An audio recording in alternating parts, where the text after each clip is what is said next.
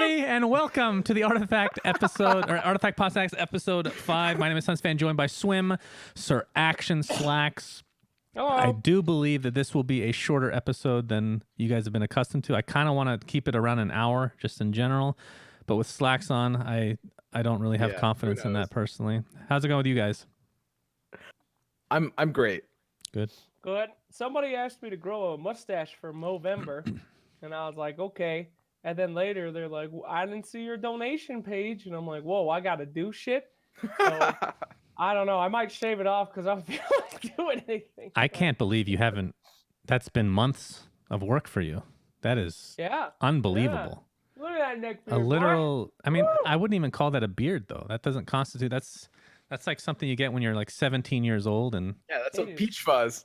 Yeah, I don't know what it is. I haven't shaved in weeks. Of course, the people that are listening to the audio only podcast can only picture in their heads exactly what we're seeing. But it's a neck beard. What happens? Nothing happens on the face, but a full grotesque neck hair is the only thing that grows, and a pedophile's mustache. So, yeah. Besides that, things have been okay. I've been kind of out of commission for a month. I got some intense pills here. Oh my! Did you get a flu shot? I heard something about that. I did, and I got fucking super sick. Thank you very much. What? What do you mean? So I went to the doctor I could get rid of this cold for a week. Turns out that I had a bacterial infection, sinus or something. So I was like just out of it. And then while I'm at the doctor, I'm waiting for my prescription. The Walmart chick's like, "Hey, you want to get a flu shot?" And I'm like, "Well, not really." And she's like, "Well, you gotta wait 10 minutes, and I could just stick you right now." And I was like, "Well, I guess it'll give me something to do." And it turns out you shouldn't get a flu shot while you're already sick with a bacterial infection. Yeah, man. The anti-vaxxers were right. Yeah, they were right. I have autism now. But you always did. Yeah, the combo was not good. Let me tell you, I'm not happy. I got stuck with the needle. That's too bad. Swim, how have you been, buddy, since the last time we saw you? You know, I also got a flu shot. However, I'm feeling fine. Good. Shut up, Swim. I have not. How often can you get it? Because I got mine last December, so it's not quite a year yet. Once a year. Yeah. No, go for it, man. Go on in. Every 10 months? Good. Yeah, every flu season. For me, this is turning into a What the Duck podcast. I'm just going to finish up this section with, I'm going to a System of a Down concert tonight. What? I have never been to a System concert. I love System. They have not been in Arizona in over a decade, I feel like. And I'm kind of excited. I'm not a big concert goer, though, so I'm kind of scared. What should I expect? Have they made anything since... Wake up! No, they haven't done anything new in years. They broke up, and then Surge did his own thing, and then the other guys did their own thing. Both were kind of meh. And now they got back together for like the past 3-4 years, and they haven't done anything. So... Cool. Yeah, should be so good. It's just like they're playing their old shit. You don't have to listen through that new shit. The last time I went to a concert was Metallica down in Tucson, Arizona, and I went with my friend Spawn Rules, who insisted that I go into the mosh pit. Do I seem like a mosher to you? It seems like you'd be able to take some abuse pretty well. I did not handle it very well. I lost a shoe because they kept pushing me around, so I had to step in the back. And I literally used a mini pizza box as my shoe for the rest of the concert. So I don't know what to expect this time. I'm highly disturbed by this entire story. There's man walking around beaten and bruised with a pizza box shoe. What the Dude, it's a legit story. Okay, so getting on with the actual Artifact podcast, we have a couple things we want to do. So first, we're just going to go over the reveals since the last time, which are really not that many. And then I want to do a draft on the Howling Mind website. I know Swim has seen this. Slacks, have you? No, I have no reason to see this. Good. I can play the game, so I don't need a draft. Yeah, it's basically just a program that allows you to draft with, of course, all the revealed cards. It's pretty cool. Yeah. Okay, neat. Super cool. We'll look at it, whatever. I got nothing better to do. All right, so let's start with the reveals, my friends. Are you ready? Yo! Are you ready? Oh, see, I got the webcams working this time. And here we go. Oh, wow, fancy. I did my homework. All right, first up, we have the 3 mana green spell, Rumusk Blessing. Choose a lane, modify allies in that lane with 3 HP. Love this card. Love it. This card's fucking great. is pretty Especially good. in conjunction with guys like Omni Knight. It's just when you increase that max HP and then you get the regen in there, it doesn't really matter at all. But it still makes me feel good to see all that green. It's great for saves too. Lane 2, lane 3, you can use it in lane 1. So you do something really stupid and you know your guy's gonna die, and then you use this as like a trump card because your enemy's like, oh, that conflagration will kill him next round. Yeah. Gotcha, bitch. I mean, 3's that Conflagration. magic number. Yeah, it's really good against conflagration just because, you know, the opponent is expecting everything to die. They've kind of lined it all up, and there's very few ways to be able to counter it. This is just one of those ways. Can It's we much better in please- draft. Can we please pronounce this word correctly? Let's not What? get off on the wrong foot, friends. It's not Conflagration. conflagration. It's not conflagration. It's conflagration. No. Either we Jared, say it that's correctly or we start a petition to Valve to change the name to something that isn't awful. You're thinking of a group of religious people meeting together. Yeah. I'm with Slacks on this one. Language is a democracy, and you're 1 to 3 here, SUNSfan. And I probably Yeah, shouldn't be sorry, talking. man. I mispronounce a lot of the heroes, like Abaddon. But that's okay. I'm a We all pronounced god. mispronounce that. But at least I don't say Lycan. Okay? That is the one I Oh. refuse. Lycan. That's Yeah. Swim. Swim does Yeah, that. apparently I say Lycan weird. I don't know. All right, anyway, News to me. moving on. This card's good. Very good. I think it's better in draft, right? Than constructed. Yeah. They're both good, though. I think it's not something you're gonna see in like most high level constructed decks, but it is like something that you can slot in experimentally. Right. All right, moving Man, on. look We how have... hot Lady Anshu is though. That robe coming up. Woo! Is that... Who is that? Huh? Is that You don't know a the lore person? Is that a lore person? Is that a person from the lore? I'd like to learn more about that. If you can get on that, Slacks, instead of one video every 2 months, that'd be great. Next one is a 4-mana green spell, Restoration Effort, heal your tower 8. You know, I'm this- not actually a fan. Go ahead, Swin. Yeah, this is a do not play. This is a play in draft if you literally can't fit enough green cards. If you don't have enough green cards to actually hit your limit, right? That's about it. Typically, I like these on like. I think I'm the only person that builds them because they're really, really stupid. But decks that are solely built around making your shit live, you can't win like that. I mean, you have to just kill something else. Eventually, the game gets to a point where everyone's cards are so powerful, 8 tower heal is nothing. But in some very stupid decks that are only designed to keep the game going for as long as possible, this is a good boy. This is a good one. All right. All right, I disagree. 8. But moving on.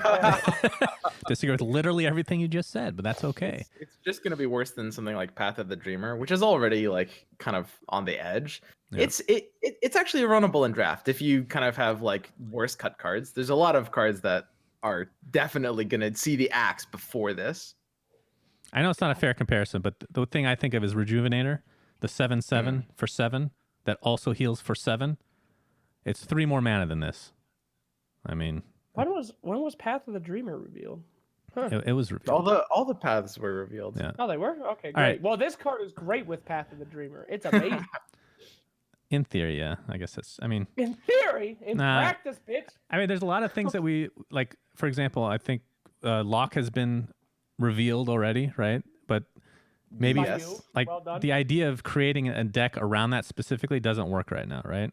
I think the same can be said for healing your tower specifically. But We're all so nervous right now that we're gonna like Sifka something.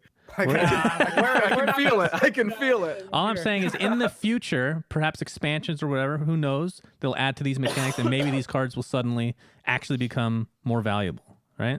That's how it works. I will This say is my not an practice- example of that kind of card. You Whoa, never hey, know. that's not The healing true. tower meta, Swim. How dare you?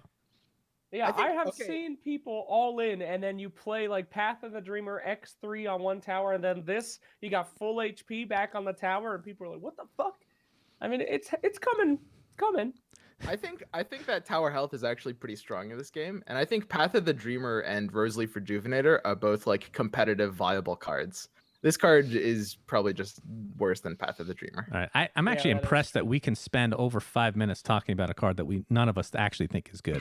So moving on. We're talking about like 5 cards at once. We have Dark Seer. He's a green hero, 5/9 in stats. He comes with the active ability you can use every 2 rounds, move another ally to another lane. And his card is probably his weakest point, the 4 mana spell Ion Shell. Modify a unit with +3 retaliate.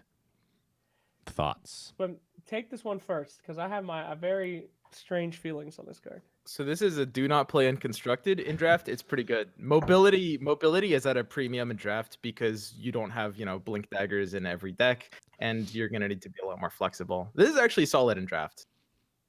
Yeah, this card Agreed. seems so good, right? I mean, it provides mobility. Retaliate is a very cool skill, and but it just sucks. It's just not great in constructed decks so far from what I've seen.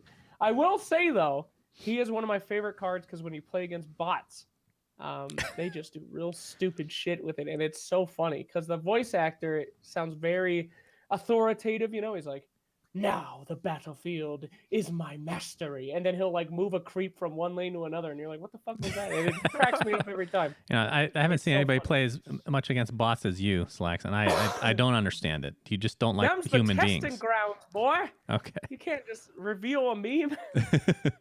But yeah, I tested feel like this hero, well, constructed, like you said, is unplayable. The surge ability is great. Actually, Iron Shell's not that bad in draft because there's not as many counters to things like that, but it feels like anytime I play this hero, I have 3 of these cards in my hand, just sitting there all game. Yeah, That's what this hero feels like.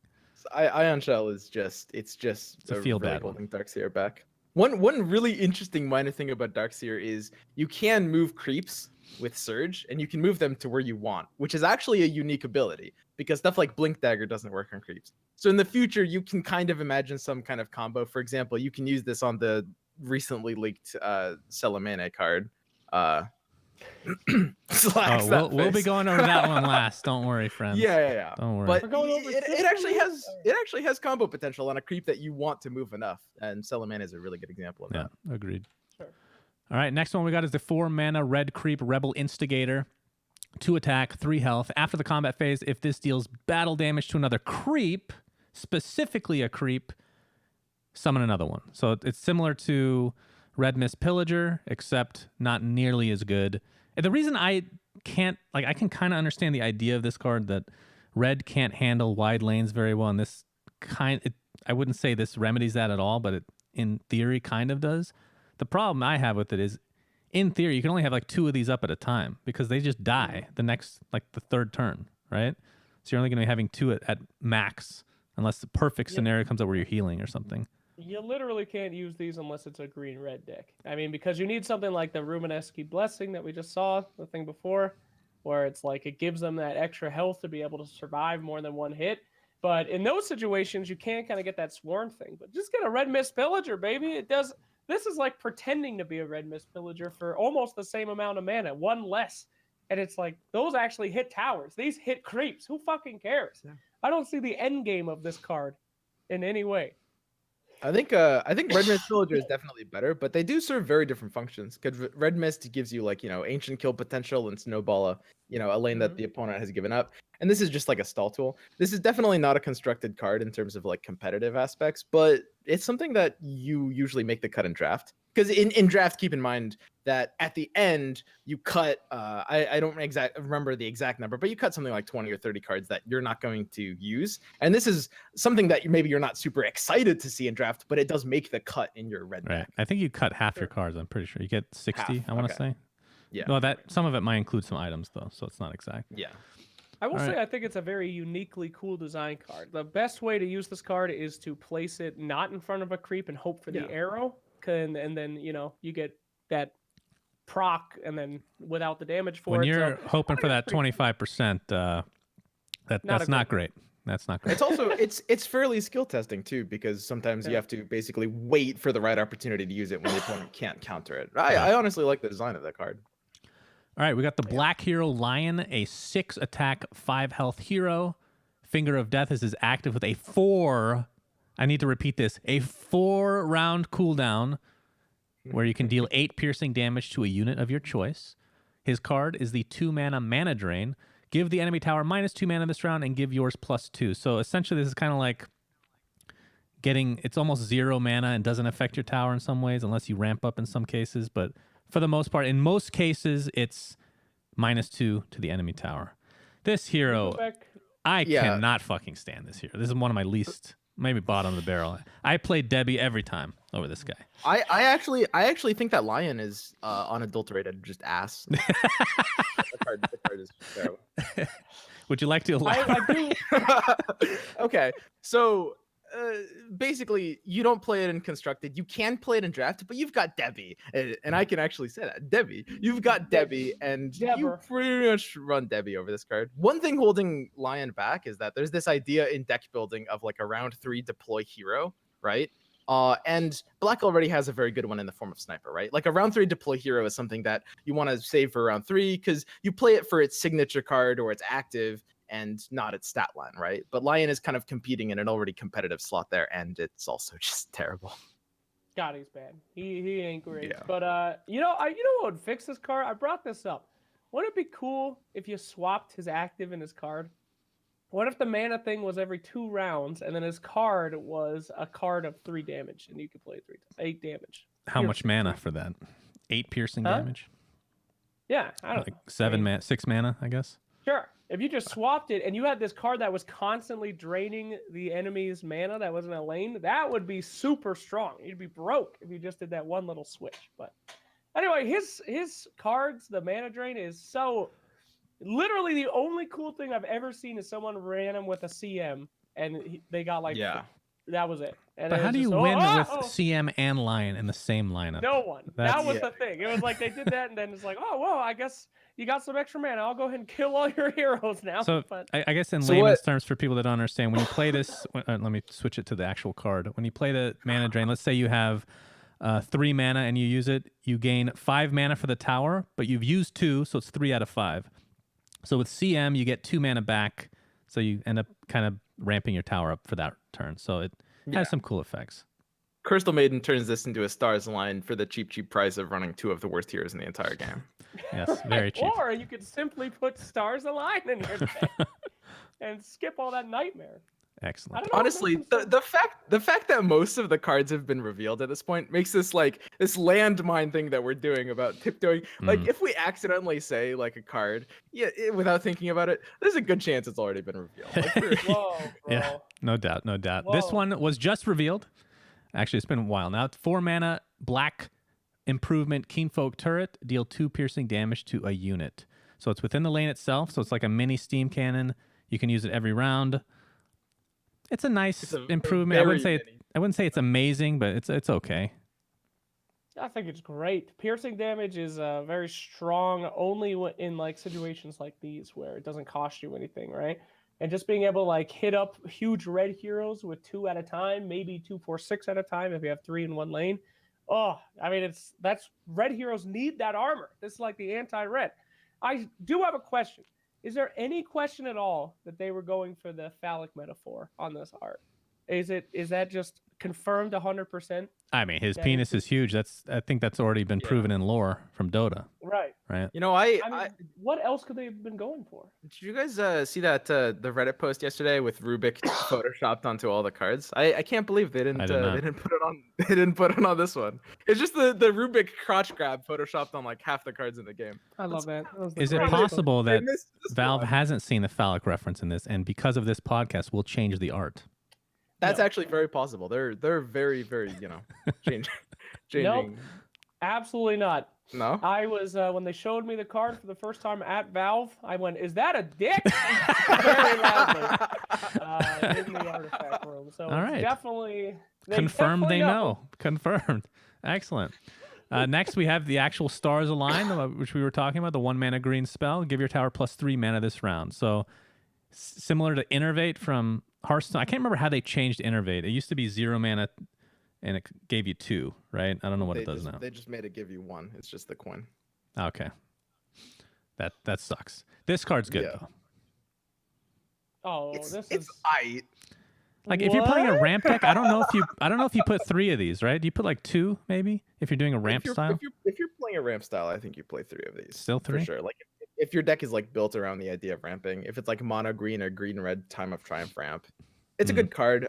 So for a lot of card game players, like you're gonna immediately compare this to old Innervate from Hearthstone or Dark Ritual from Magic, and those cards are both like completely OP. The problem with this card is that it's still competitive for sure, but it's not like as game shattering because the opponent gets counterplay options. Since you're alternating turns, like you can play a Stars Align, but if your opponent like then silences you or kills one of your heroes, then your combo just got wasted. Sure, but in the right hands and the right draw, this card is broken. Let's not For forget sure. you get that random first couple Oh cards. yeah. You get 3 of these and a Celamene, game's over, and that's on your opening hand. I mean, that's fucking crazy. The dream of every green-red ramp deck is you play your round 2 hero, which is typically something like a Drow Ranger, on the same lane as your Axe. And, at this point, you're at 4 mana, double Stars Align into Time of Triumph on 2 heroes, win the game. And that's honestly not even that unlikely. No, I mean, that's like the strength of having a card like this. It's not, it's A, it's good, but B, there is a scenario where it is just a game win at round 1. That's fucking crazy. So this card is like, if you don't have this card in a green deck, I don't know what you're doing because you're giving up the opportunity. This card is the reason there's no mulligan in the game. Right? We've seen games like Hearthstone had this, and it has mulligan, and games were a real shit show. At least I think so. Anyway, moving on. 2 mana, blue spell, lightning strike, deals 6 damage to the enemy tower. This feels like for draft, it's super filler. If that. Lumi likes this card. Apparently. Really? Yeah, he was saying. I mean, maybe like in a specialized deck of some kind, but like just as a throw-in, I don't see it. It's okay. I don't know. Artifact it's a weird game. When you compare this card to like any other card game, the idea of a burn spell that only goes face not super efficiently in a game that doesn't really have an aggro format should be kind of bad. But in Artifact, a lot of the game comes down to just like, I mean, you guys know on like turn 7 and turn 8, you usually just have a handful of like cards that you're not really using. And sometimes you need to play for a little bit of reach. Sometimes 2 lightning strikes can do pretty well. I don't know. It might be better than it looks. It looks pretty bad though. I'm sure Slacks love. Yeah, I was gonna say. Anytime I could get any kind of chip damage on a tower, I think it's value. Tower is the point. I don't care about killing heroes or creeps. I care about hitting that tower. And for 2 mana, it's so cheap, dude. Play 3 of these at round 6. Dude, I don't. Can you do the math? Very That's good. almost half a tower at round 6. Boop, boop, boop. Yeah. Fucking great. I mean, find out with a Zeus, you've cleared the lane too. It's kind of like the problem with this card is it's not really playing for the long term. One thing to understand in Artifact is that your units are basically your resource generators, right? In the Dota equivalent, it's like farming. When you have a creep on the board, you're just getting value every turn off of the resource, which is face damage. So even if you play some mediocre creep like Untested Grunt, it's getting 4 damage every single turn. Whereas this is just like, it's a one-time use, and you're just going to get outraced by people that put board pressure down. Sometimes. You know what this card's good with? I wonder if that... Ogre. Ogre, yes. Okay. Yeah. Well, You're welcome. His card has not been revealed, actually. Yes. Oh, okay. But you can say you like I remember when I was doing this last week, I was doing the draft, and somebody reminded me that his signature card has not technically been revealed. I don't think people know what it is, but it's good. See ya. I'm out. Well, right. we were just talking about the passive, right? Right, So Slacks? what? Oh, No, we're not talking about anything. We're out. All right, moving on. We have a green hero Viper, 4 attack, 10 health. His passive ability is when a unit deals battle damage to Viper, modify it with -1 attack. And his card is a 3 mana green spell Viper Strike. Give a unit, deal 2 piercing damage to this unit before the action phase until it dies. Lumi likes this card. This card? Viper. The Viper Strike? Yeah, Viper. Oh, Viper. The hero. I think Viper is actually awesome in Gauntlet. His card is still shit in every... no one can convince me this card is good.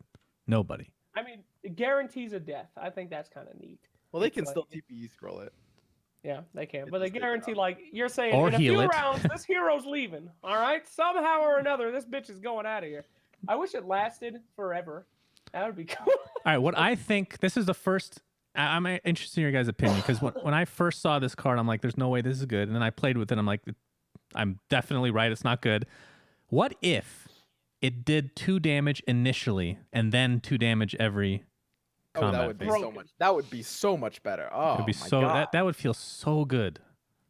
That would be a good card. This card Yeah. is real bad. But Uh, this is the reason Corrosive Skin in Oh, God, here we Gauntlet go. is so fun, because it's okay to have Viper in your deck, because not everybody's going to have like these high tier heroes, and modifying with one, just if you're stuck in front of a hero that you're going to have to hit twice, or even in some cases 3 turns in a row, that feels so good. I will this say about Viper Strike is that I think that Valve has intentionally consolidated a large portion of the game's powerful cards in the 4 mana slot. If you look at like the other hero signature cards, especially in green, you look at Lycan, you look at Trine, you look at Omni Knight, you look at Careful Yeah, now. I know. No. Guys, it's okay. It's okay. We got But you look at just all of the high power green heroes on like the 4 mana slot, and I mean when they have high power, but you're kind of competing for that same slot on the curve, right? So like if you build a deck just focused on power, your mana curve is just going to be sticking straight up, right, on the 4 slot. So the idea of something that like plays off that curve, like I feel this like the 4 mana slot for it's not just specifically green either, just in general across the board. I feel like my 4 mana slot is always like ridiculously high compared to the others. But I'm pretty bad at deck building, probably. Yeah. No, exactly. So sometimes you have to skew for something like Viper Strike that, you know, is maybe at a lower power. But I mean, I do think Valve did this intentionally, right? Because it makes deck building more nuanced. You can't just put all the strong things in, because then you're just cluttering up the same mana slot. So even though this looks a little worse, it plays off curve in a good way. So we're not going to talk about the meme build with Viper? Come on, boys. Go ahead. Nobody knows about meme this? build? Oh, boy. Let me tell Oh. you about... I have a very nice deck called Leave It to Cleaver. All right? Now, you get -1 if you attack Viper. And that includes cleaving him. And that also includes double proc on Retaliate. Here's what you do. You put Viper in front of a Legion commander. Yeah, put him there. Hits him. But then she also gets damage from Retaliate as well, which means every time Legion hits Viper in any way, she gets -2 attack, which makes her worthless. Now what you do is you force a cleave on her, all right? Just empower her, Well, you know, you do Well, things that to one make sure shitty that she improvement, gets right? What was cleaved. that called again? That's Grand right. Melee. Grand Melee. Grand Melee and Viper. You force the enemy to hit Viper every time, which reduces their shit. And then if you could put some kind of like retaliation on them as well, -2 attack every time. I fucking love this meme card. He's amazing, and it's the stupidest shit in history. I wouldn't say that there's necessary, like, it's not like Dota where you have really, really hard counters, one hero to another, but the closest you're going to get is Viper versus either Centaur or Legion Commander. The -2 attack it feels, especially on Centaur, who has 4 attack to begin with. Like, one hit, you're going to be at 2, and then it's going to take 2 turns to kill him. You're going to have 0 freaking attack. It feels really terrible, but... I mean, I think that I would just feel better if I had just like an axe against the Crystal Maiden or something. I don't know. Well, Oh. you have a Where's the card for memes? Crystal Maiden, though. Counter. Hard counters axe. Anywho, moving on. We have this Russian card, Demagicking Maul. It is a 5 gold attack item. Basically, if you're unblocked, well, it gives 2 attack by default. And then if you're unblocked towards the tower, you can activate it every round to kill a random improvement. I like this item quite a bit, although I've been seeing a lot less lately. So the active only works if your combat arrow is pointing at the tower with nothing between it.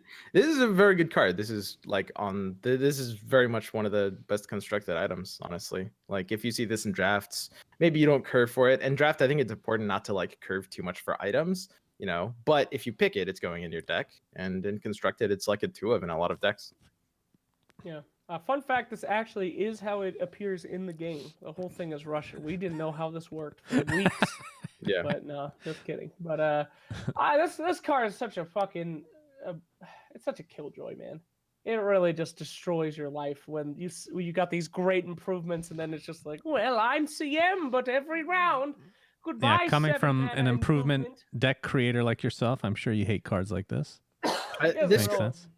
I think this card is pretty skill testing. So, I mean, one of the things to keep in mind in Artifact is that you can see how much gold your opponent spent, right? So, like, you know, whenever your opponent spends 5 gold, you think one of two things. You think Demagicking Maul or Stonehull Cloak, right? And you look at your board. If there's any place where you're kind of weak to Maul, maybe you preserve like a creep in your hand so that as soon as they drop their Maul, you can just block that hero so they can't kill your improvement, right? Mm-hmm. Like, there's a lot of nuance to playing around this card.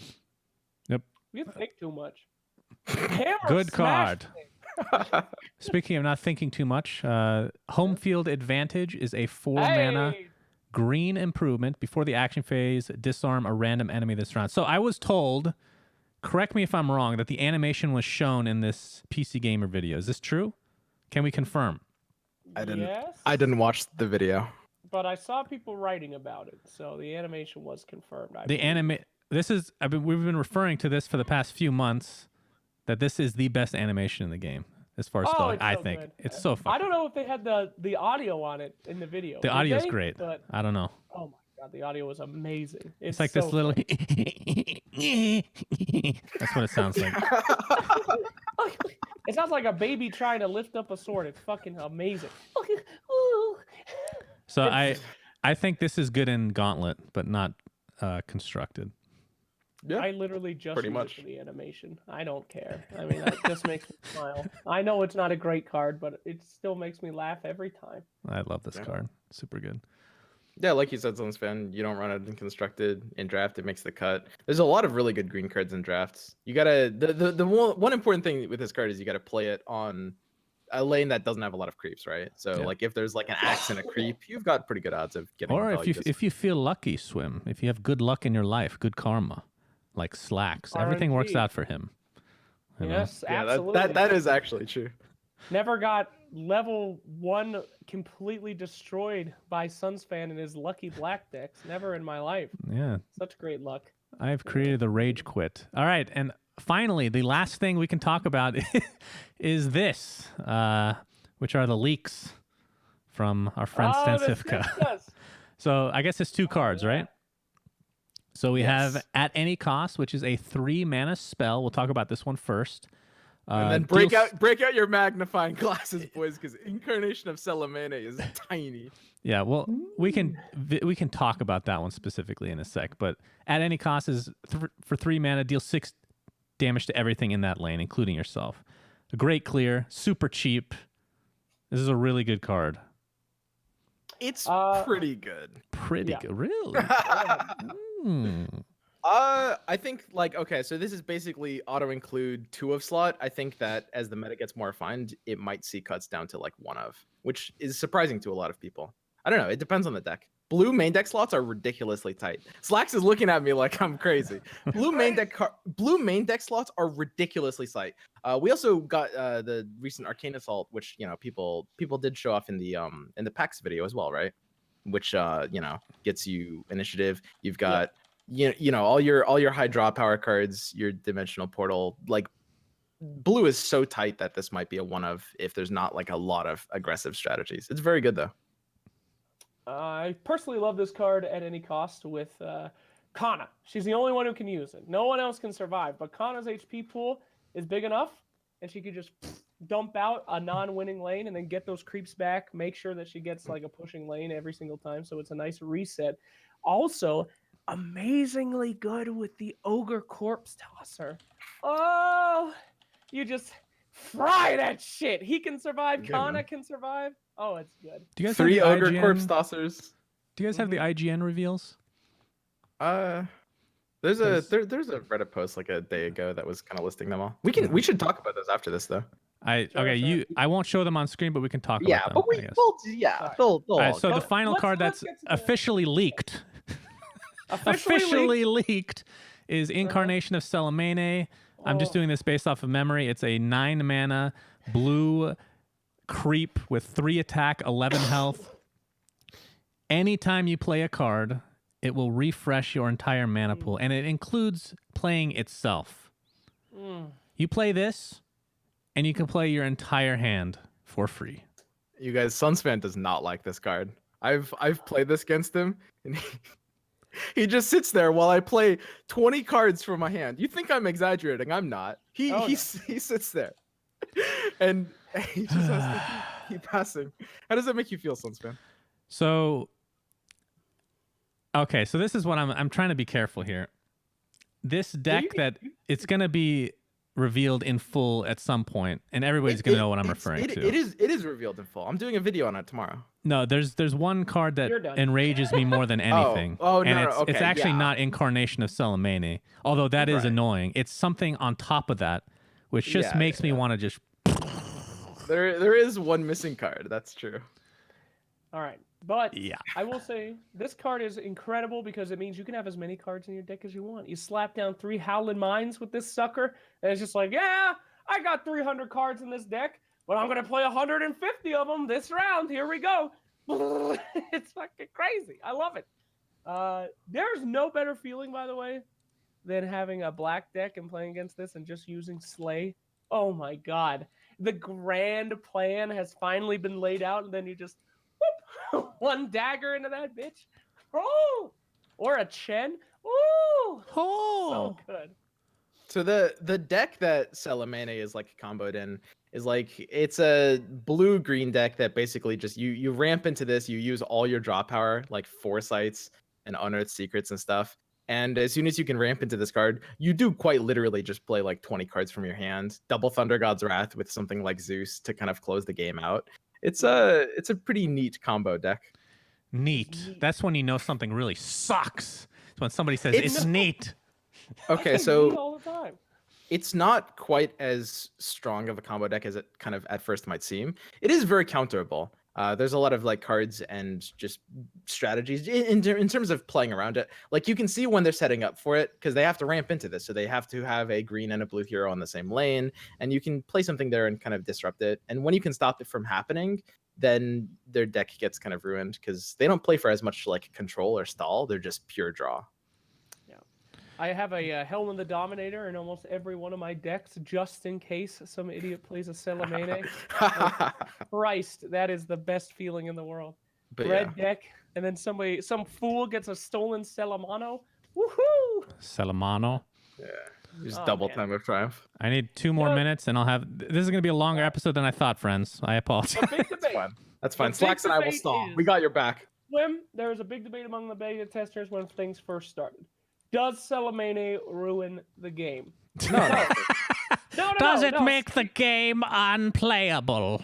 The big debate from many people that will rename unnamed was this card makes adding expansions into the game very, very hard because now you have to think every single card based on what if they have Celemene and they get to use it all 3 of them in the same lane over and over again. Does this put a damper on upcoming expansions if those are to happen? So this is a design space argument, which is present in card games. I think that the argument is there, but I don't think it's as extreme as a lot of people think. I think this card is mostly fun. Like it's always going to be a disruptible combo by the nature of the rules of Artifact, and that's why the rule set kind of allows for this sort of design in a very productive way, right? Because it forces you to have a green and a blue hero on the same lane surviving to be able to go off. You need to have the cards in your hand.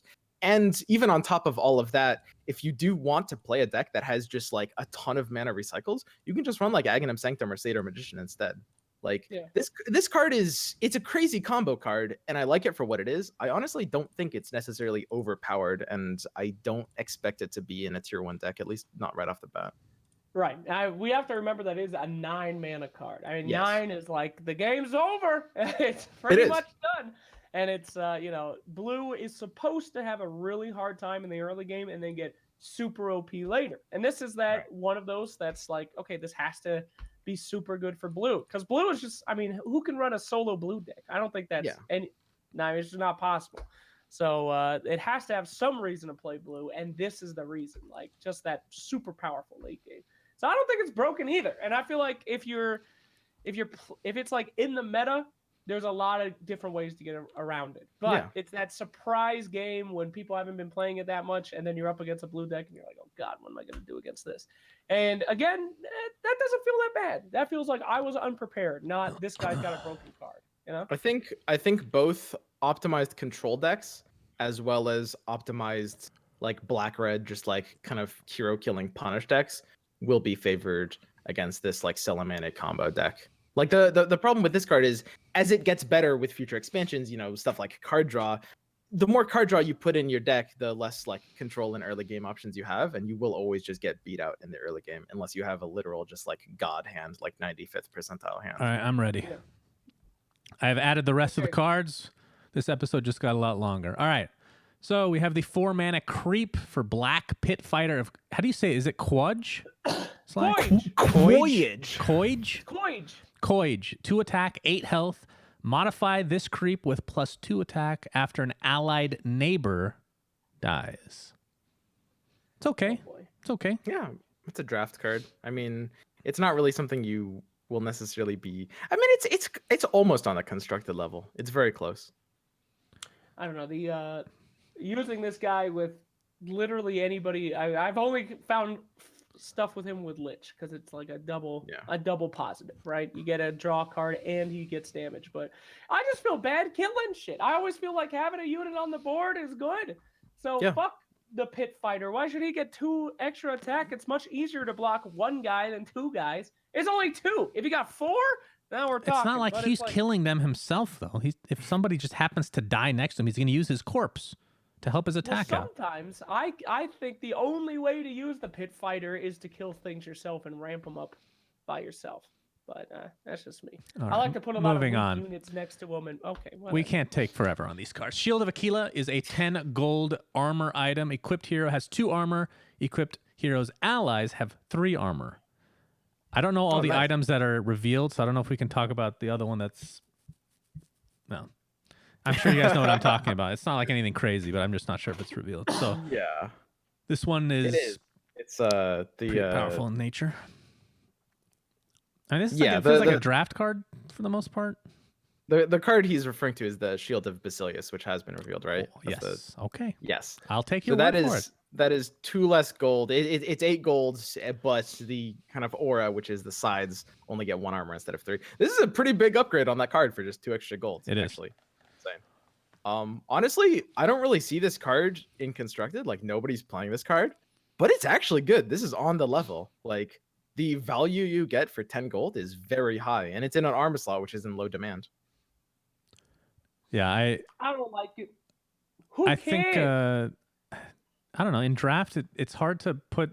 Like I've been playing a lot of. I haven't played constructed in forever now, since everybody's been playing Gauntlet. But I usually get the Basilius instead of this. Really? Even though it's 2 gold less, which doesn't seem like that much. I feel like I don't have 10 gold that often. I mean, it depends on the deck, obviously, right? It depends on like your hero composition and how much you think you can actually afford. But no, you're right. This is definitely really good value. This card sucks. 10 gold? You're halfway to a Thunderhide, baby. Are you halfway? That's not how math works. Keep it rolling. All right, we're gonna continue on. This card is totally fine. This is one This of the best card, armor cards in the game. This card I have been waiting for to officially talk about. Ball Lightning, 3 mana, black spell that comes with Storm Spirit. Move an allied black hero to an empty combat position in any lane. Oh, I love this card. It feels so good. This is in my every aggro deck that I have. Because Storm, without this card, I don't like Storm at all. But this essentially buffs him, even if he's not being used to actually move himself, for 2 attack for the next round. So I don't know. I really, really love this card. Very powerful with tower heroes. I have a nice deck called Sorla Can't Touch This. Sorla Can't Touch This. All Lightning and Sorla Khan, baby. What a combo. You can put her, you don't just move her in the lanes, you choose an empty combat position. So you guarantee that tower hit. It's much better than something like a blink dagger, because blink will choose the lane, but then you get a random position there. This not only lets you choose a position in whatever lane you want, but oftentimes you'll be using this on the same lane just to like juke something and be able to kind of hit tower, or just find a better So combat. to choose an empty combat position that's outside of all the creeps means you have to have your lane filled first. Otherwise, Yes. it's not really going to have that effect. But still, very powerful. Love this card. All right. Ugh. I just vomited a little bit in my mouth. 4 mana blue spell. Ugh. Astral Imprisonment. Stun a unit this round. Give that unit damage immunity this round. Okay. Let's just discuss. Other than the basic here, this comes with Outworld Devour, by the way. I think OD might be the worst hero in the entire game. Thoughts? It's up there. I mean, at a certain point, it's kind of yeah. At a certain point, it's hard to compare, but this is bottom 5. Sure, absolutely. I like this card a lot. Listen up. Let me tell you about the applications of Astral Imprisonment. Okay, check this out. You can imprison Zeus, and his passive still works. No damage, and the passive. Think about that one, baby. Not only that. What? It has other applications. But you can't, like, if Zeus is the only one in the lane, you can't cast anything. You're stunning him. You're no. When you cast it on himself. SUNSfan, let him have it. Let him have it. All right, I'm sorry. Yeah. All right. Not only that, but it sounds real bad. But let's not forget that blue heroes commonly are very easily killed. And having a blue hero with initiation can sometimes be a game changer. All right? Having one of these, popping one of these bad boys on and being ready to do a, lane 1, you save somebody, then it comes around, then you can do an annihilation. You're buying yourself time. It's great. What's the problem with this card? It's a stall card for blue that's relatively cheap. It's awesome. All right, so this is what I'm going to say. OD, for those that don't know, is a 4/6. Stats are okay for blue. Whoa! This has been revealed. It's been revealed. Right? Okay. How has his card been revealed and not him? He's a 4/6. His ability, his passive is a 50% chance when playing a blue card to get 2 mana back. Probably the worst skill in the entire game. And this is Astral Imprisonment can be good, don't get me wrong, but it's almost always a double-edged sword. You always have a negative effect that comes with it. You stun the enemy hero, means you can't damage him. Can be helpful, though, obviously, if you want to stun him. That's pretty big for 4 mana. That's not bad. Other way around, you put it on yourself, you can't cast anything. He lives, but you can't cast shit. This is too situational. I'm not okay. I've actually won a couple games with this card because of this card, but it's so few and far between that I cannot say it's good. I think it's kind of cute design. This should probably cost like 2 mana, and even in that case, it still wouldn't be good. That's telling, right? If this costs 2 mana, he still would not be played. God This here's real bad. Whatever, man. All right, moving on. Now that my rage has been... His passive still goes off, guys. God, I hate you. 3 mana green spell, Avernus's Blessing. Modify a unit with 2 attack. I wish I could talk about... It's been revealed. What has? Combat training. Okay. So combat training See, is... I'm in your head. I got you. So combat training is a 3 mana red spell that gives a hero 2 attack. This is just like a better version of that, obviously for green. Wow. Any unit gets 2 attack. So in Gauntlet, I think this is a great filler card. Constructed, probably not at all. I think I've never seen someone use this before. Really? So, yeah. I don't know. Really? I've seen the bots use it. The bots love it. It's a 3 mana short sword. What's not to like? Yeah. I like this one. I mean, it usually makes the cut in draft. Yeah. It does not make the cut in constructed. We know. All right, moving on. 4 mana blue spell, Arcane Assault. I thought this was already revealed months ago. Maybe not. Deal 2 damage to the enemy tower, draw a card, and get initiative. This is definitely a constructed card. Quite nice. Wasn't this in the... I thought this was at PAX. Wasn't this at PAX? Not Maybe sure. not. I don't think so. Dope-ass card. Love this one. Initiative?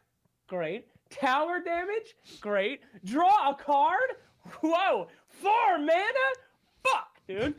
Give it all, baby. I don't know if I'd say 2 damage to the enemy tower is in the great category. The other 2 absolutely are, though.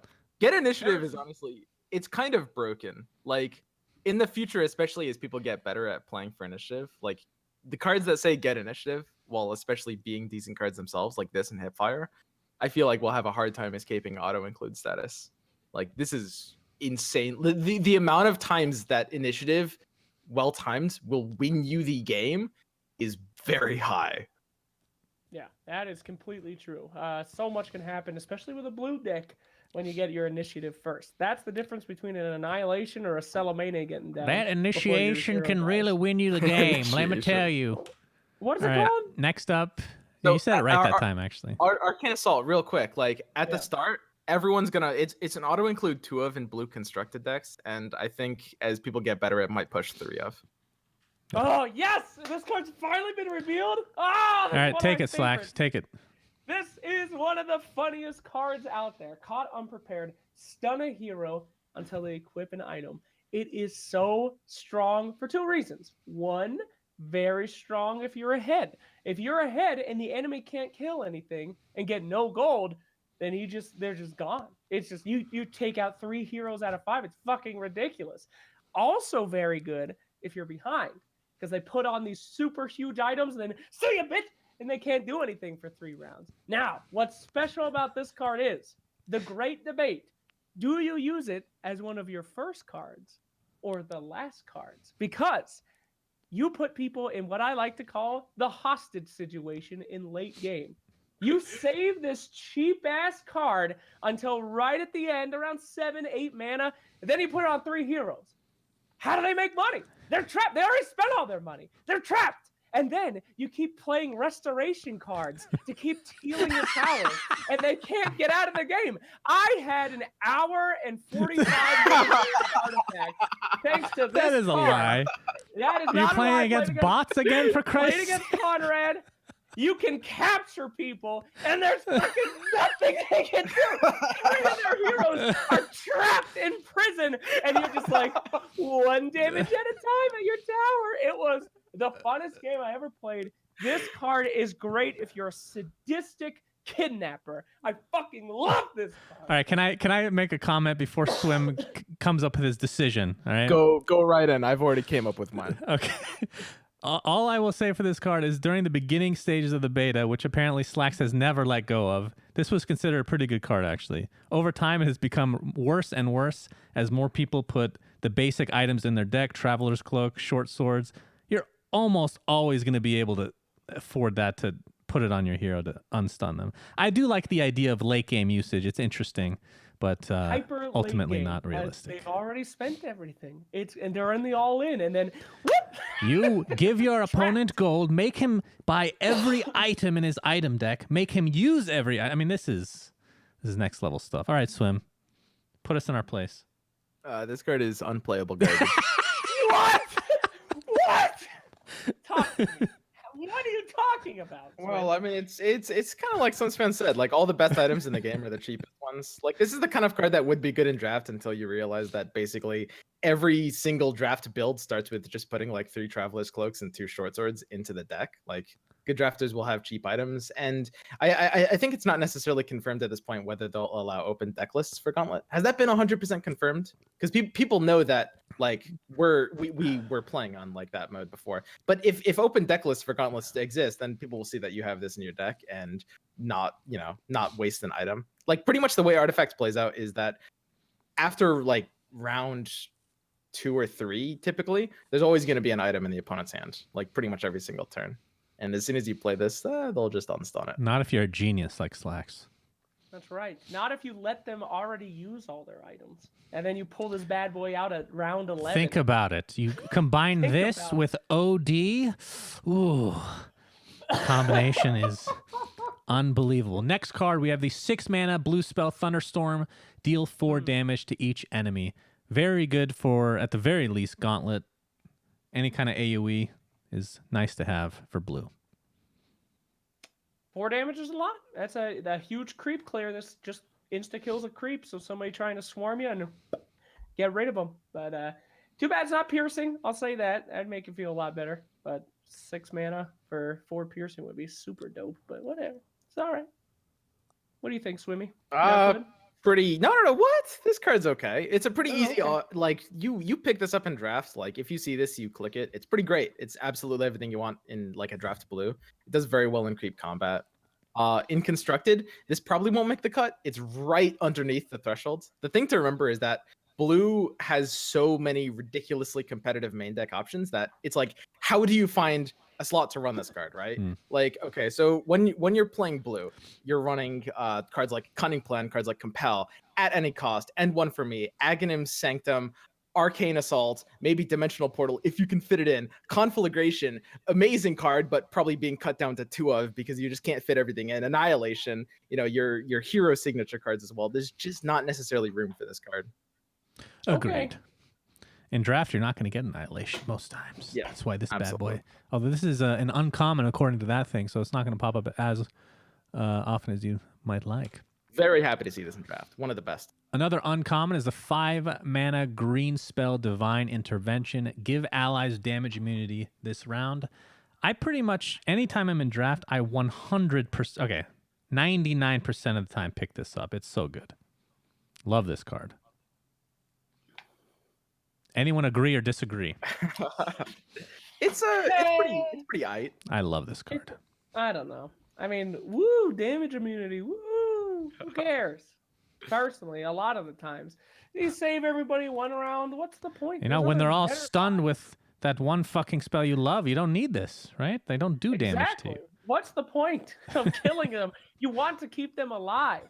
Oh, that's another thing too, by the way. You play Omni Knight with the caught unprepared, and then every time he hits them, you just heal them. You have to keep them alive, because if they die, they get out of the stun. So you have to keep healing the enemies. But anyway, Divine Intervention, I mean, it's good. I'd rather just put the 7 make them invincible forever. But So the one thing I will say, at 5 mana, I'm trying to think, like, there's not that many 5-mana cards. Like 4 mana, we've talked about, there's a huge spike in how many cards are. 5 mana doesn't really, there's not that much to work with.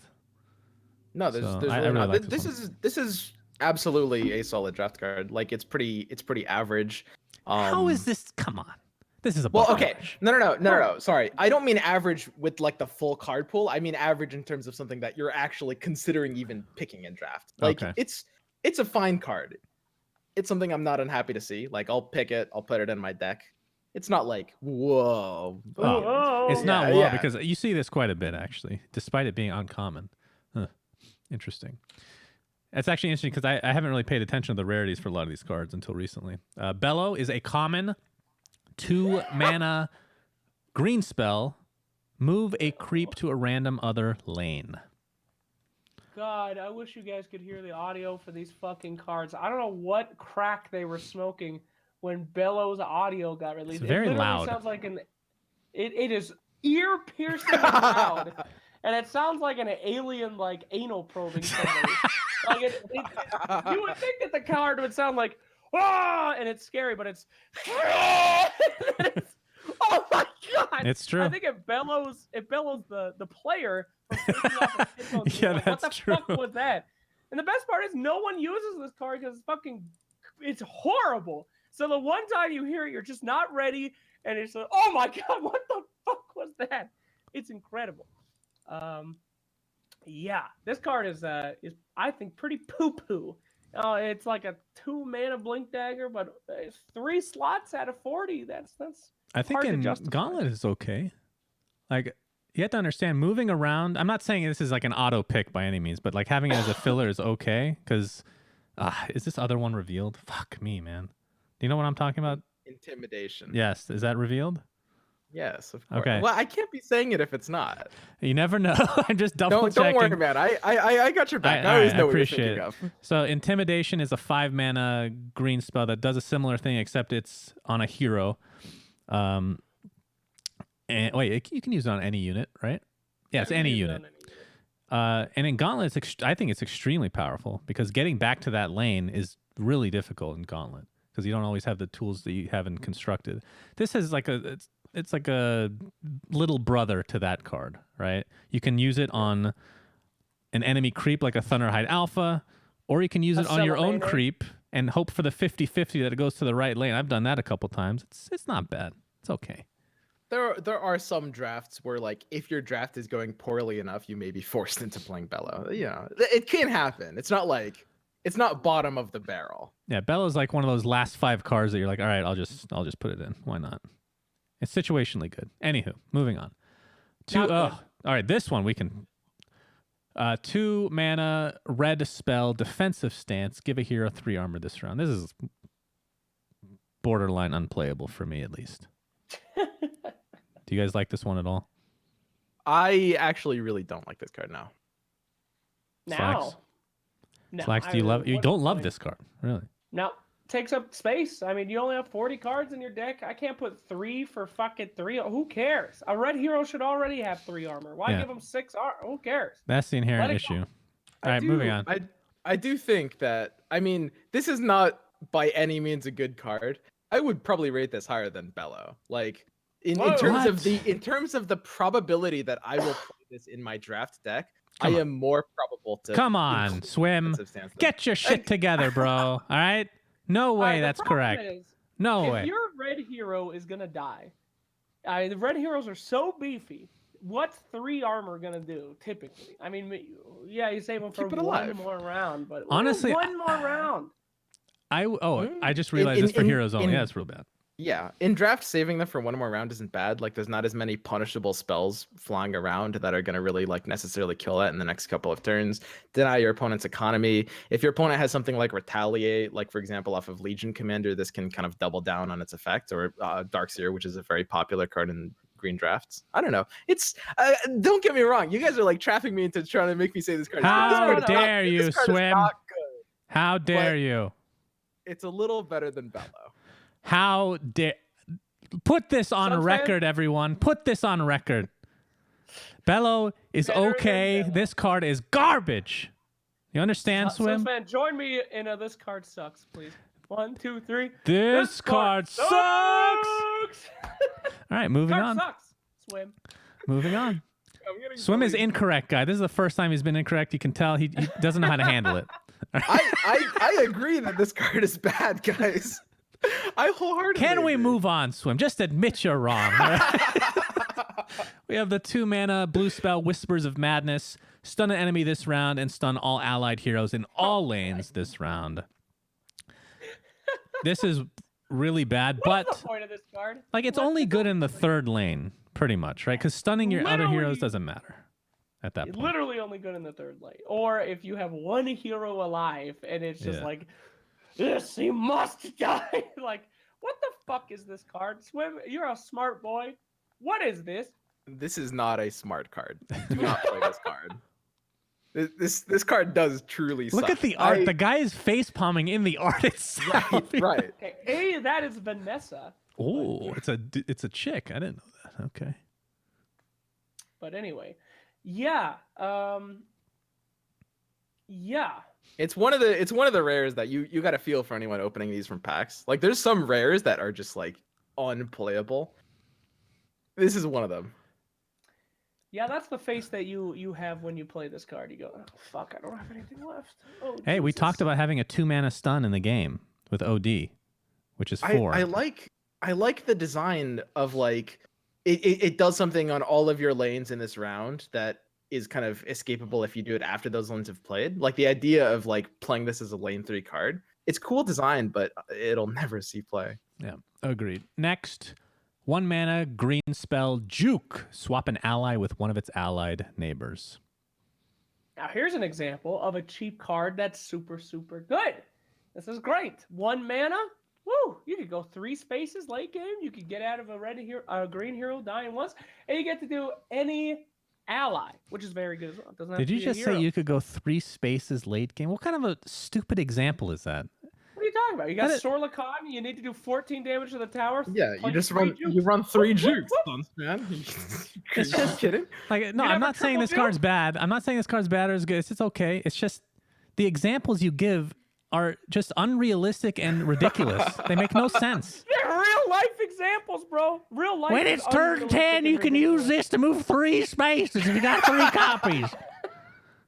Swim, what are your thoughts on this? It happened. I rate like about a Bello and a half. This is better than Bello. You don't like Juke? It's 1 mana, bro. Hey, we I mean, established Bello's okay. It's better than Bello. Better than Bello. Now that sounds like a podcast name right there. Better than It's too late. We've already named ourselves the Artifact Podcast. Yes, Next. There's only 3 others with that exact name. 6 mana, blue spell, Lost in Time. Give 3 random cards in opponent's hand plus 3 luck. So out of the cards that give luck, which I guess there's 2, God. this one's pretty There is- playable, very Are annoying. there, What? Card are like there two? We don't know. Oh, yeah. We don't know. you know what I'm talking about though. The 2 spells that do this. Yeah. Buying time. Savalda! Buying time this is card a- Buying time's bad. I think this is good. I think This card's fucking broke. You're at round 6. You don't get to use a card till round 9. Game's over round 9, homie. Sorry to put that down for you, but whatever the card... This is basically discard 3 cards from the enemy hand. This card fucking sucks, and you get 3 of them. 3 of them. One time, one guy locked a card of mine for 9 rounds. Yeah, it was time of triumph. So thank you for that. I really held out. Did you get to turn 18 by any chance to play No, it? I did not. All right. I don't know. This card to me seems so good in sometimes, although it is RNG. Sometimes you're gonna like lock a TP scroll and then you're like, oh fuck. But anyway. What do you think, Swimmy? I think it's very powerful. Yeah, it's a pretty good. I mean, you're happy to see this in draft. You pick it. It's constructed playable. Like SUNSfan said, so this card's little brother is buying time, which is Is that revealed? Yeah. yeah, of course. No. I'm on it, dude. Trust It's Swim. 3 mana. 3 mana. It's the same thing, but it gives 2 random cards plus 2 lock instead of 3 lock. The biggest problem with buying time is that if you use it on curve with like the low mana cost, it's not going to be very effective because you'll be locking things on like turn 1 and you'll be locking like 6 mana things that can't even be played anyway, right? Whereas this is kind of hitting just the right time for what its effect is. This is like, I don't think this will probably see that much constructed play, but there are some decks you can fill this. And This card's brutal, man. honestly, it's a constructed playable card, I think. There's only a few cards in the game, some of which have not been revealed, but there's a few in the game that legitimately just make me very angry. Yes, SUNSfan. And- We're thinking of the same card. This one is not at the first slot, but it's up there. Like just 2 days ago, I played a game where I 100% won, and of course, the turn before I'm about to win, he locks my cards, and I lose. It feels really bad. Will we see Faceless Void in the game at some point? I would love to see this hero. He's in a lot of art, so why not? Oh, Of course. You're gonna see I mean, all of Yeah, I was gonna say, what are they just gonna like stop halfway through and be like, yeah, that's enough heroes. They don't need more. well, you never know. People might hate We're Lock, and they moving just won't on build it to anymore. real heroes. Ladies and gentlemen, Batman card. Here we Yes, go. Batman. Yeah. Good. Next is, what is that thing at the bottom? What the heck? Ring of Tarask. This is how much gold? Is this 15 gold or something like that? It doesn't say. Are we allowed to say? We will not Oh. say. All right. Ring of Tarask is some amount of gold. It is a health item. Equipped hero has 4 Ring health, of Thrask is publicly confirmed at 12 gold. 12 gold. Ah, 4 health, and 6 regen, which is huge. that's but crazy. it is regen. So, How is that a bad thing? I Well, always think regen is better than health. It's No. like health that they it goes must both pass ways. through. It goes both ways. Like if you do damage during before the actual combat phase, then regen literally does nothing for you, right? The and thing this is, turns into an usually expensive 4 health item. the heroes that can make the most out of regen are the ones that don't really need health items to begin with. Like regen is only better than health if you already have a lot of health. But this is this is one of those secret shop or items that pops up. And you're like, oh, that could be good. Okay, I'll take it. You never put this in your deck though. I don't think. I Almost. don't never. think so. Yeah, this is just a secret shop item. Like in draft, like okay, sometimes you'll be drafting and you'll hit some economy, like you'll hit 2 Iron Fog gold mines or something like that. And you know, if you're in a pack where you're probably not gonna like slot in any main deck cards, you can curve for something like Ring of Tarask. But yeah, it's a secret shop item. All right, we got the I feel like this was revealed a long time ago, but the 6 mana black creep Ravenhook, 3 attack, 6 health, Hey! has an Yeah, active ability.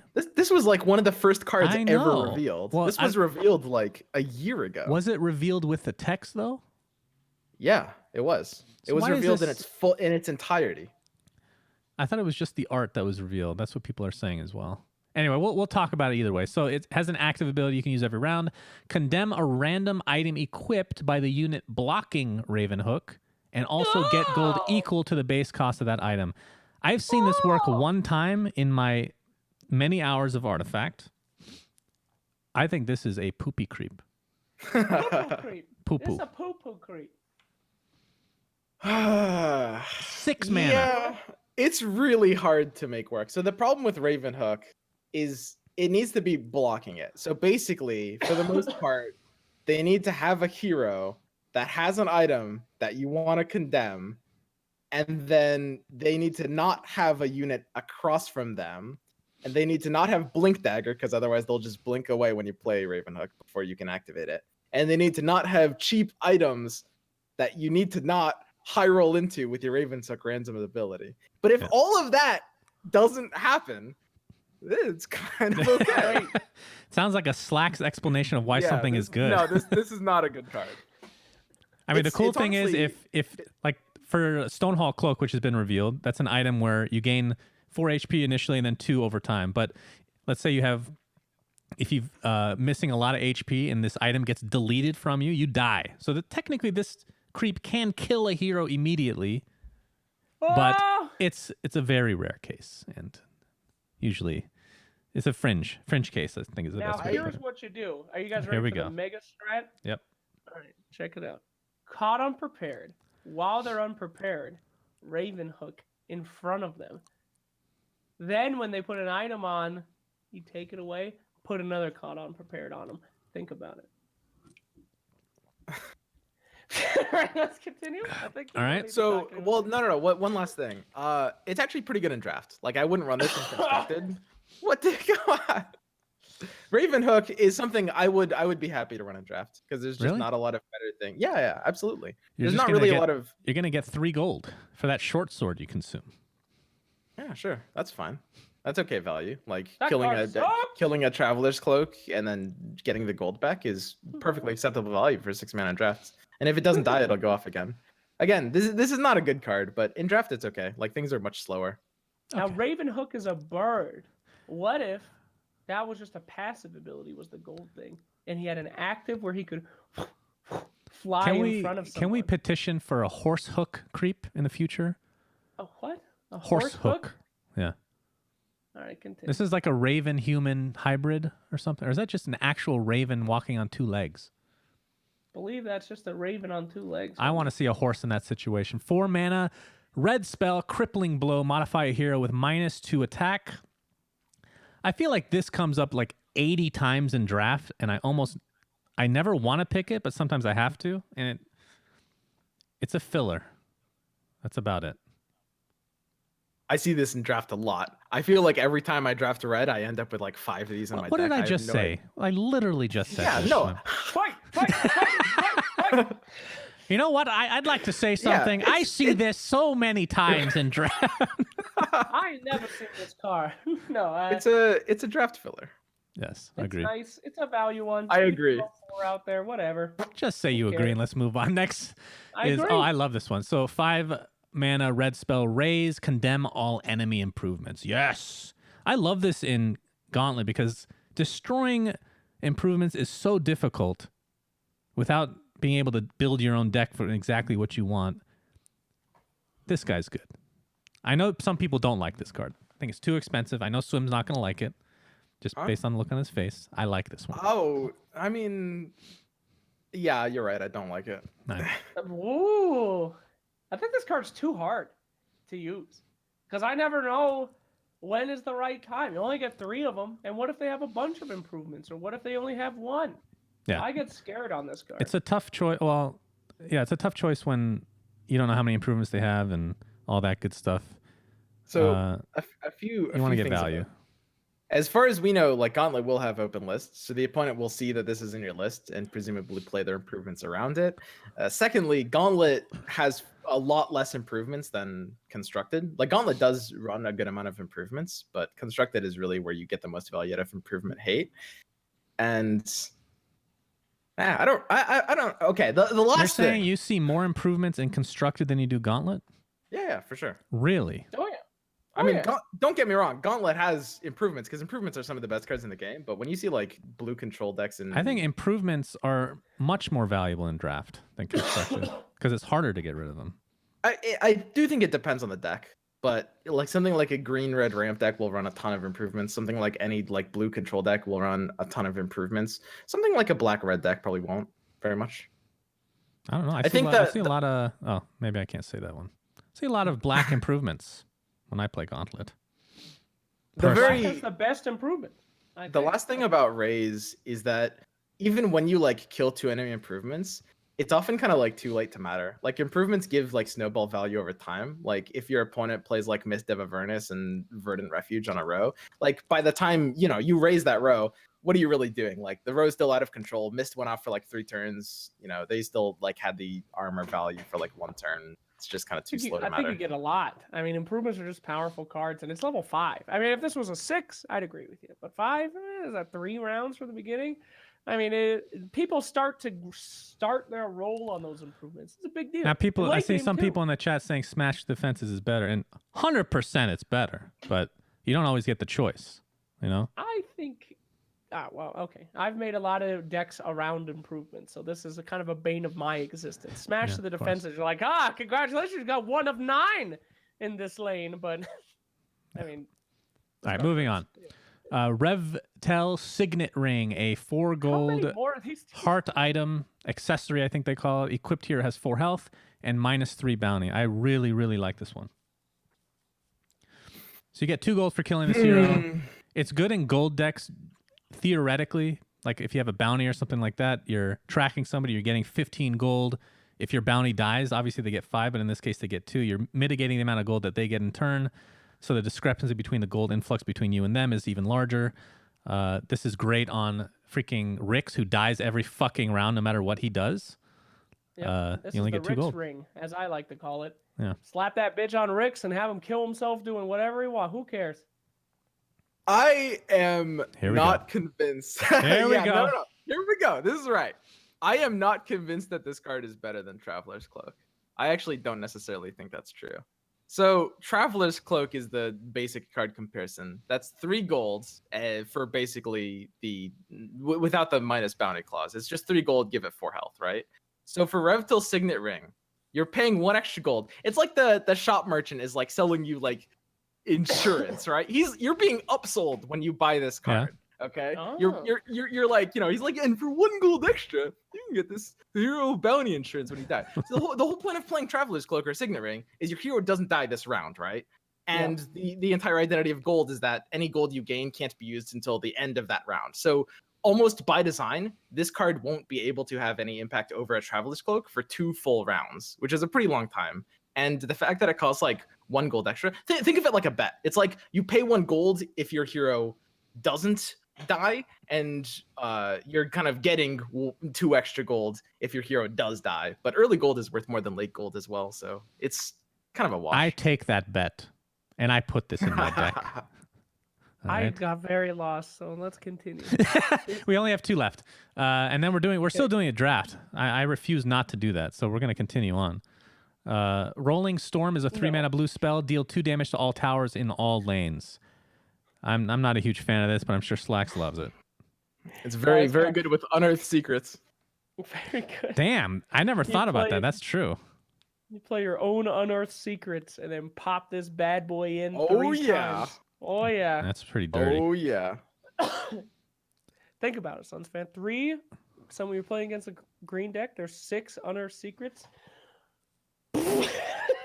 Beautiful. All right, let's do the last card. Let me ask you this real quick, though. Can you guys think of a worse card than this in the game? Yes, the next Watchtower. one. Wait, is that one out? What? Slacks! Is that one out? Oh, wait, I got it. You ready for this? Slacks! Bunker Buster. All right, this next card, I will argue... Okay, maybe it's not worse than this because it has some actual use, but... It's not great. 4 mana, green spell, Cleansing Rite, purge your opponent's effects from a hero. Wait, what? So this will get rid of like modified effects. It's anything that so the way that purge works is any enemy effect whether it's a positive towards them or a negative towards you, you can take off with Purge. And Aphotic Shield is the other Purge that's been revealed. And this is a 4-mana version of it that doesn't do anything but that. I've literally never seen this been played. This will take off damage immunity, things like that. So it definitely has its uses, but I don't know. I would play this sooner than Rolling Storm. Okay. I mean, okay. Don't get me wrong. Not Have by you much. played this? No, I've never played this, and I never will. But this is a very bad card. But like, what are you guys talking about? No, continue. The thing is, you can at least imagine a situation where you might run this. Like, if there's some kind of like meta call where you need to like purge something, then I would run Abaddon first, but I guess then maybe if I want to run more purges, I could What run about you? Cleansing Can purge a Rite. lot of stuff in this game, though. Yeah, you can. Can't you purge off Time of Triumph? This is like the bristleback counter. You can purge off all of his armor. I mean, the situation where you get to use this though is so few and far between. It's not worth having in a deck, I don't think. Yeah, agreed.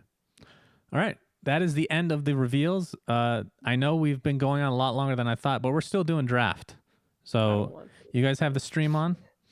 Yeah. I apologize to anybody that's listening via the podcast because this will not be interesting. Well, maybe it is, but you won't be able to see the cards, unfortunately. So this website that I'm about to show right here is howlingmind.com, created by a guy named Squirty. We've actually added him to our dev team for Artifaction. So expect a lot of cool stuff to be coming out very shortly. Some of which might have been supposed to be today. What? Excuse me? So this is kind of just a simulation of what you kind of will see in Gauntlet. Of course, it's not going to be perfect. So I was thinking it would be cool if we take turns picking. What do you guys think? Yeah. No. We can do that. We'll start with Slacks. It's like that game where you like add a word to the sentence. I mean, we can argue, but the person gets the final decision. We'll go in order. No. Slacks. Let's come out and say this. I don't play fucking Gauntlet, and I don't care about this stuff. Okay, I like to draft meme decks. I don't like the pity decks. Gauntlet is designed, for people to be like, oh, you don't have to feel bad if your deck sucks. It's okay. It's not your fault. It was RNG. Fuck that. I liked feeling bad. Okay. I don't like this. I want to build my own decks. All right, pick 2 cards, Slacks. It'll be me, or it'll be Slacks, me, and then Swim, in that order. we at the very start, like we should definitely kind of talk about like how to make pick decisions because the first 2 packs. Oh my god! And actually, let me. Yeah, we should explain it not only for the viewers but for Slacks, who has yet to play Gauntlet as well. So each screen you'll see here, you will guarantee each pack. I should say you'll have 5 that we'll be going through. You will have minimum of 1 hero pop up, and you will be guaranteed to have at least 1 in your deck. 100% you will get a hero. So in theory, of course, it's not going to be exactly the same as it is in game, but the heroes will be quote unquote higher quality early on in like pack 1 or 2. And then as people start rounding out exactly what colors they want, it'll start tapering off, and you can maybe find a diamond in the rough the later you go on into a pack. But I choose the Tyler Estate. So for this, as an example, we choose 2 cards on each screen, and 2 cards will be deleted essentially, and then we'll see the next part of the pack afterwards. So everything is bad except for the Tyler Estate. Choose that twice, please. Anything else you want to say, Swim, before we get started? No! So, I mean, I think that the first 2 packs are, particularly the first pack, this is kind of the most important one because it's what's going to separate the good drafters from the bad drafters and being able to like decide what you want to commit for. There's kind of 2 things I see here. None of the red cards are particularly amazing, although clear the deck is playable. I would say the first thing I would scoop up is Coordinated Assault and Keenfolk Turret. Those are like 2 solid cards, particularly Coordinated Assault. You could go for like Payday Vesture or something wonky that. No. But that's just very high rolling. Like if you don't get the cards to support that, it's just not going to be good. All right, I would say this is Slacks' pick. So. I would say Payday Coordinate. Oh god. Oh my god. All right, you're actually picking for us, so let us know. By the way, before you continue, I think Tidehunter is literally the worst hero you can get in draft. I refuse to pick him no matter what. Go ahead. The Tyler Estate and Tidehunter are my 2 selections. Is this for real? This is actually what you're picking. I think he's serious, SUNSfan. You I guys know. Pick first. I don't care. I'll No, pick go last. ahead. Go. No, you pick first. Go ahead. This is all you, buddy. I'm not. I'm really not gonna We try know. to trick you guys. I'm trying to do the worst thing possible. Wait, we're not taking this to a tournament. Like, it's fine. The Tyler Estate and All Tide right, Hunter. we're going with it. This is already the worst draft I've ever been a part of. Oh my god, look what hero we missed out on. Yeah, this is one of the awkwardnesses with draft is that if you commit to a mediocre hero early, then you're kind of like locked out of being able to pick another hero since you can only pick one thank hero per God. pack. Right. Thank God we don't get PA and we have to be fucking. All right, it is my pieces of turn. We shit. have red and 0 red cards, so I'm just going to pick the highest quality cards that I think are the best, which are these 3. I know you don't like Intimidation that much, but I love it, so I'm taking it. And Oglodi. It's a good one. I love these guys. All right. Here we go. Ooh, we have some interesting choices for you, Swim. Okay, give me a second because I'm watching on like a 10-minute delay on the stream. 10-minute delay. Well, Is that how long the 10 delay is? 10 second, whatever. Yeah. So we're not really committed to any color at this point. Red is probably going to be our best color just because we have a playable hero there. This is Gotta a get bit. Blink for Tide. This is actually a tricky draft just because we haven't actually like picked a color at this point. Like normally we'd have a pretty good like black draft going on here, and Disciple would be an easy pick. But right now we're not locked into any color. So I Do you see what I'm doing? Do you see? You think Disciple is like... So let me put it this way. Since we picked Tide Hunter, Yeah. how locked in are we to red? Because he is the worst. Slacks Not picked the worst. Very. I mean, he's okay, but we're not very locked into red. Like, there's nothing we're really locked into. I think I do agree. Like, Red Mist Pillager and Blink Dagger is fine. Like right now, it's really tricky to draft around this because there's just no color that we're particularly good in. Yeah, and I think I think it's always good to try to like double down on the same color a little bit early. Yeah, I agree. And I think obviously had to keep stressing this, even though this tool is amazing. It's not the same as in game exactly as far as like the algorithm behind it, but in game, if we were taking this seriously, Blink Dagger does not come up that often. Also, Red Mist Pillager is an uncommon, so it'll come up less often as well, as opposed to Disciple, which I feel like comes up a lot, as much as I do love this card. Yeah. All right, Slacks, you're up. Okay, waiting for it to load. Here we go. Take your Waiting. time, friend. Wait, it's still not loaded yet. Take your time. Okay, ready. All right, I choose Slay an Obliterating Orb. Oh, my God.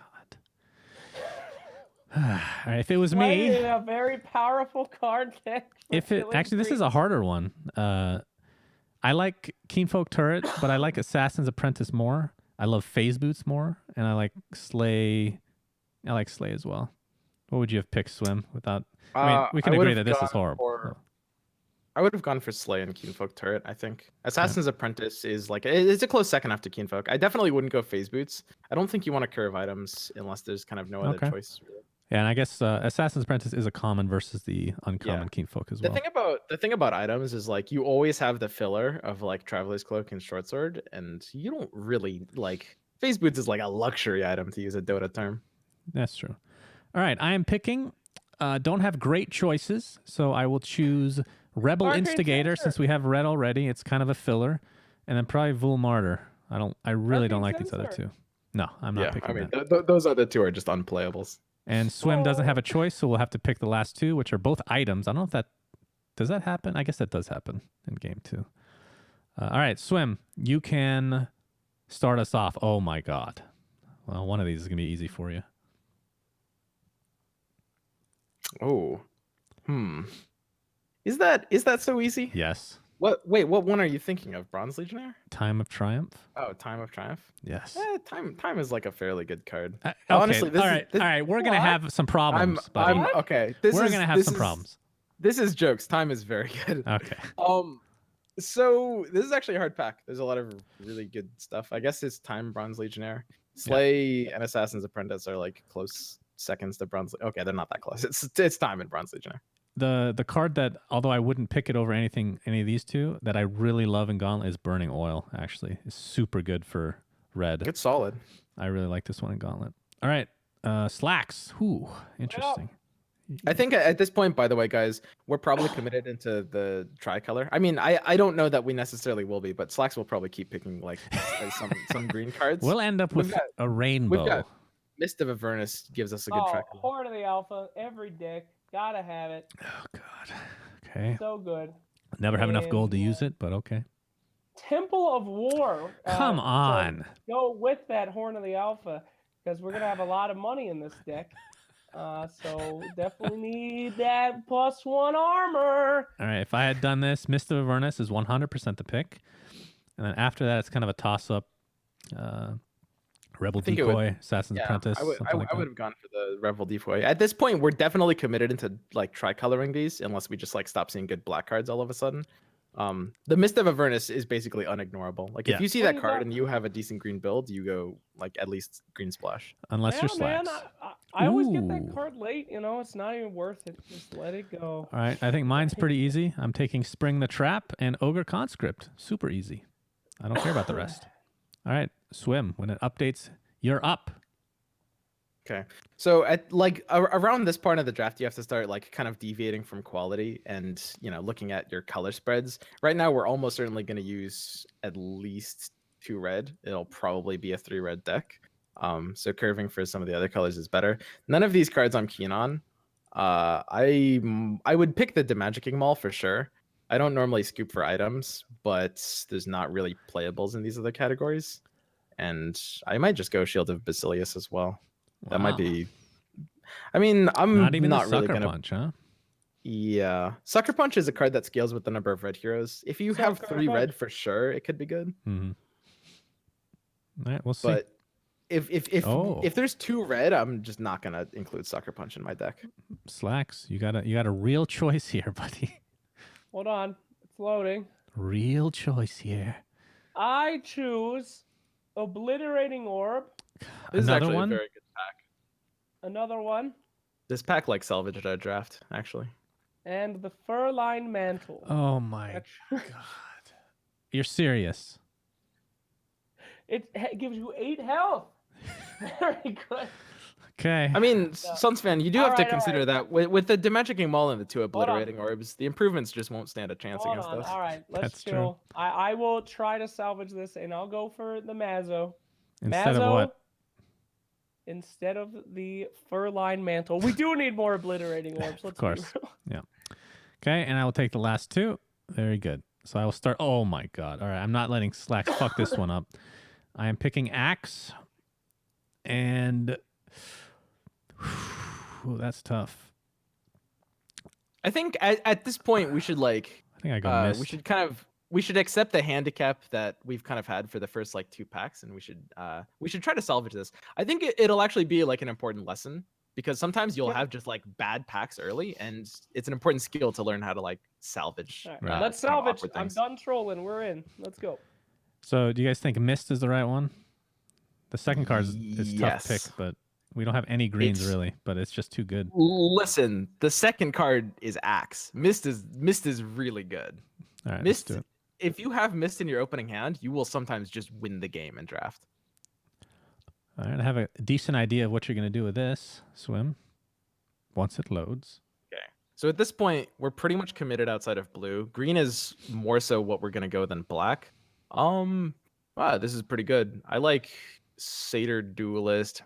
I like a few things here. Satyr Duelist, Roseleaf, and Hipfire are all great. We got some good blue cards, which is a shame because I don't think we can go into blue. Agreed. I think Satyr Duelist and Roseleaf is what I would choose. We're not 100% committed to black. It's possible that this will kind of turn into a 3 red 2 green deck or something like that. So Mhm. Roseleaf I think is fine. Yep, agreed. It's a solid card. All right, Slacks, you don't have great choices. We are looking a little top heavy at this point with Spring, Time, Ogre Conscript, and Roseleaf, so keep that in mind. Yes, Curve a keep little that in cheaper mind. or build around You know what we cards. need? We need more items. Definitely more items. How about Messenger, Rookery, and Tower Barrage for... Oh, wait. Sorry. We don't have any blue heroes. How about Blink Dagger and Glogi? What do you think? Sure. That's what I would pick. There's nothing else really. Yep. Only 2 choices. We could have another Tower. Oof. No, too late. All right.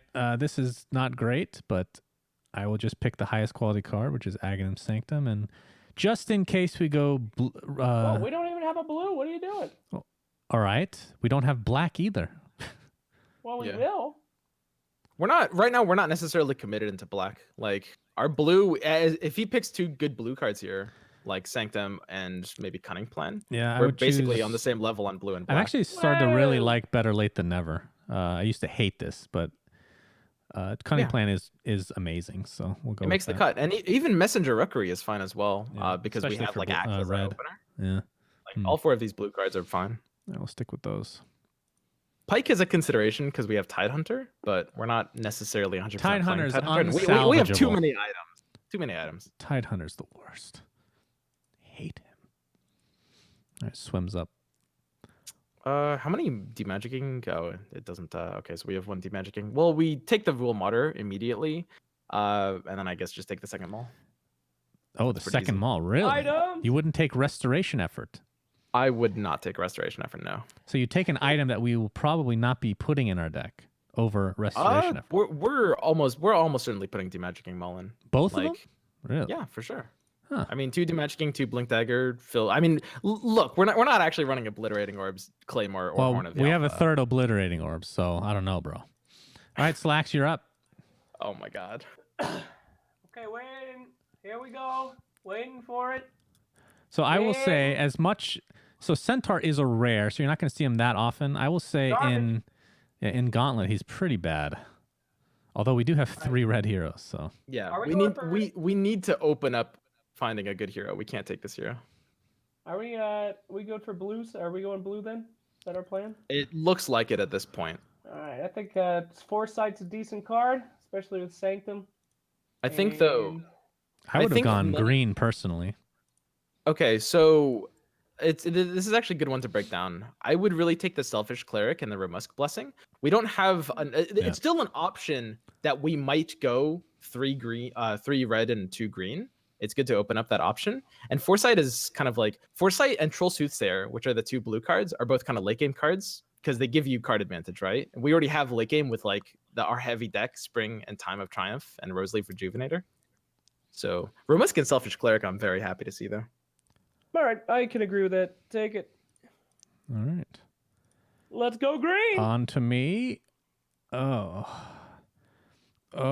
goodness. Well, I guess Red Mist and Roseleaf, even though we have a lot of expensive cards, but it is Gauntlet, so probably get there anyway. I don't think Hellbear Crippler is... I really hate this one. I still would rather have higher mana cost, personally.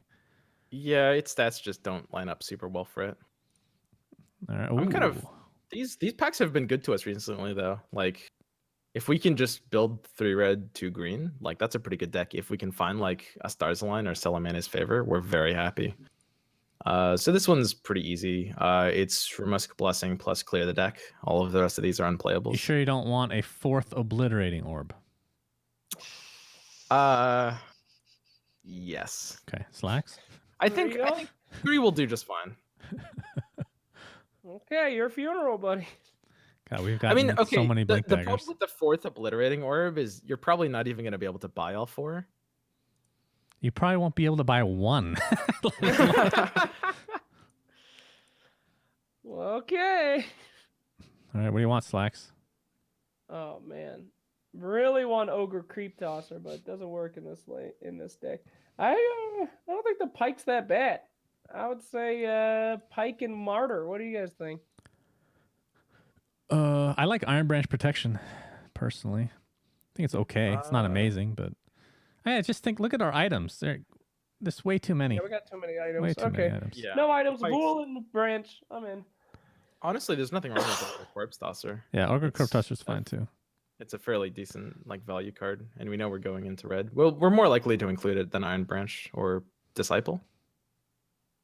I would say the biggest decision here is whether it's Ogre Corpse Tosser or Disciple, just for the option of maybe curving into black or the option of maybe fitting Corpse Tosser into like the last Pretty one. sure Or Slacks. Yeah, Corpse Tosser. Corpse Tosser. Yeah, that's fine. It's honestly a totally respectable pick. All right, I'm going to take Vul Martyr, and since we definitely won't be using any of these, I will be taking an Obliterating Orb. And oh, yeah. All right, well, we ended up with a hero. That's going to make our choices very interesting now. Okay. Who So starts yeah, this this one? I is can't remember. this is the kind of situation where, you know, it might have been better to take the disciple in hindsight, but I think the corpse lesser was totally fine at the time. I think it's me. Okay. Yeah, go So ahead. there's a very good chance we're gonna splash black as a one of. Are we on the last pack or the second to last pack? This is the last pack. Ooh. We gotta go Magnus. Magnus for sure. We've got a lot of turn one plays. I like the Magnus Satyr duelist here. Okay. Yeah, I'm very You know, happy about Magnus this. is just, he's fine. Just gonna do. He's fine, just fine. I think we might be getting rid of Tidehunter and putting another green hero, though, right? Or putting Farvon in. It's very possible, yeah. All right. Farvon. Slacks. What? Let me recommend the Bronze Legionnaire. Okay. And I guess Revtel. I don't think we'd put it in, though. Or maybe we will. We want something in black. For Oh, the bounty true. I hunter. forgot we had black. That's so gank. Assassin's Apprentice is the choice. Really? The problem with Gank, gank. gank. So gank. gank is a good card if you're running both Phantom Assassin and Bounty Hunter. It's something that falls off really harshly when you only have one black hero. Like if Bounty Hunter is ever at like low health, gank is just not an option. Having the turn one pressure play of Apprentice is nice. All right. Which one do you want, Slacks? Low HP gank is great because you just get rid of Bounty Hunter, but at least he kills somebody with him instead of dying to a creep. All right. We're going with gank, Swim. We know what Slacks Yeah, wants. that's okay. It's not too much worse. All right. I'm going Oglodi for sure. And I probably won't keep it, but Sucker Punch. Gank. Okay. Don't have much to choose from here. I think that's fine. Can you is it possible to scroll down a little bit since the lists are getting cut off at the end? Gank.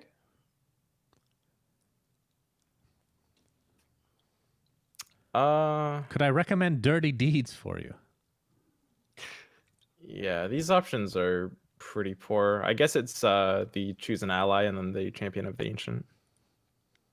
Champion's not great, but it's the most likely to be played out of all of these. Did you just call this choose an ally? Yeah. Oh, sorry, new orders, which is yeah.